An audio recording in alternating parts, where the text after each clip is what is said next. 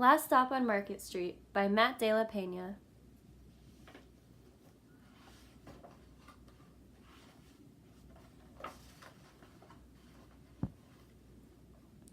CJ pushed through the church doors, skipped down the steps. The outside air smelled like freedom, but it also smelled like rain, which freckled CJ's shirt and dripped down his nose. He ducked under his Nana's umbrella, saying, "How come we gotta wait for the bus in all this wet?" "Trees get thirsty too," his Nana told him. "Don't you see that big one drinking through a straw?" CJ looked for a long time, but never saw a straw. From the bus stop, he watched water pool on flower petals, watched rain patter against the windshield of a nearby car. His friend Colby climbed in, gave CJ a wave, and drove off with his dad. "Nana, how come we don't got a car?" "Boy, what do we need a car for? We got a bus that breathes fire, and old Mr. Dennis, who always has a trick for you."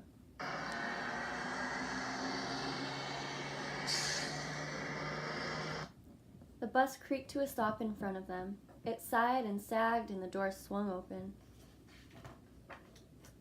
"What's that I see?" Mr. Dennis asked. He pulled a coin from behind CJ's ear, placed it in his palm. Nana laughed her deep laugh and pushed CJ along. They sat right up front. The man across the way was tuning a guitar. An old woman with curlers had butterflies in a jar.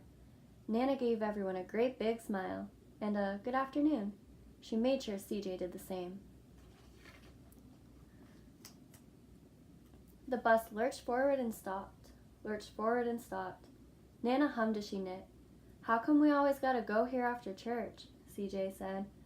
"Miguel and Colby never have to go nowhere." "I feel sorry for those boys," she told him. "They'll never get a chance to meet Bobo or the Sunglass Man. And I hear Trixie got herself a brand new hat." CJ stared out the window, feeling sorry for himself. He watched cars zip by on either side, watched a group of boys hop curbs on bikes.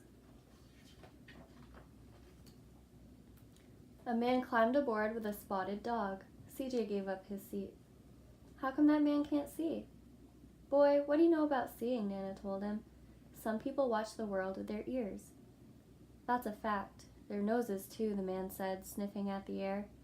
"That's a mighty fine perfume you're wearing today, ma'am."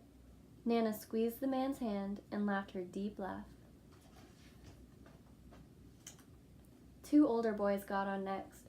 CJ watched as they moved on by and stood him back.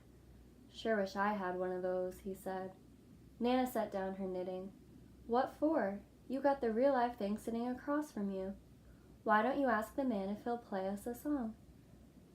CJ didn't have to. The guitar player was already plucking strings and beginning to sing. "To feel the magic of music," the blind man whispered, "I like to close my eyes." Nana closed hers too. So did CJ and the spotted dog.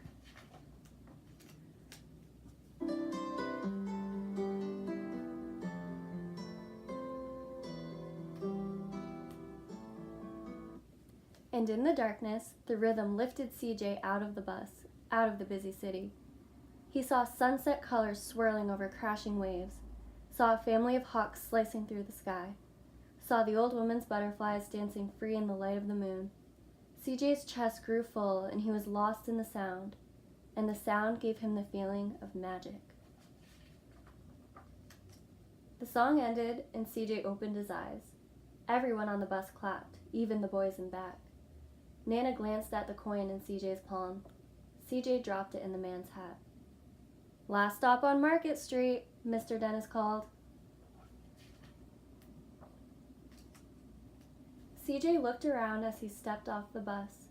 Crumbling sidewalks and broken down doors, graffiti-tagged windows and boarded-up stores. He reached for his Nana's hand. "How come it's always so dirty over here?" She smiled and pointed to the sky.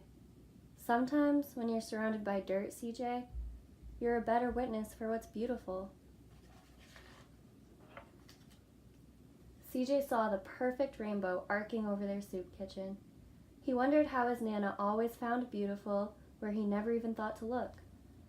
He looked all around them again, at the bus rounding the corner out of sight, and the broken street lamps still lit up bright, and the stray cat shadows moving across the wall. When he spotted their familiar faces in the window, he said, "I'm glad we came." He thought his Nana might laugh her deep laugh, but she didn't. She patted him on the head and told him, "Me too, CJ. Now, come on."